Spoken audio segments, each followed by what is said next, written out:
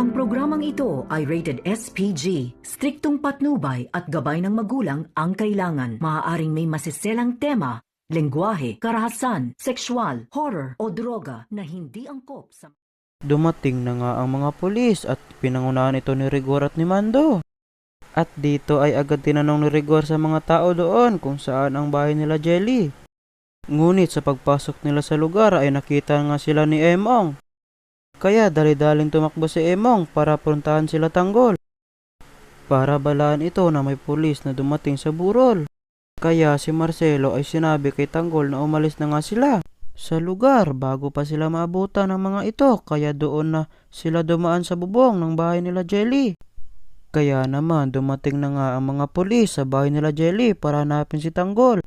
Kaya nagtanong si Rigor na sa magulang ni Jelly kung saan si Tanggol.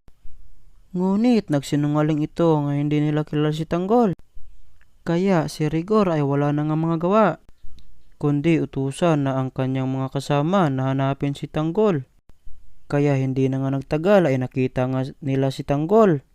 At pinagbabaril nga nila ito si Tanggol at Marcelo, kaya tumakbo si Marcelo at si Tanggol. At hindi sila naabutan ng pulis kaya nakatakas sila. Pagdating nila Marcelo sa mansyon ay wala na nga mga kasamahan ni Tanggol. At pinuntahan nila ito kaya nakapagdesisyon na lang si Tanggol na sila na lang sasama sa grupo nila Marcelo. Sisikapin raw ni Tanggol na yumaman upang makapagiganti ito sa lahat ng kanyang mga kalaban.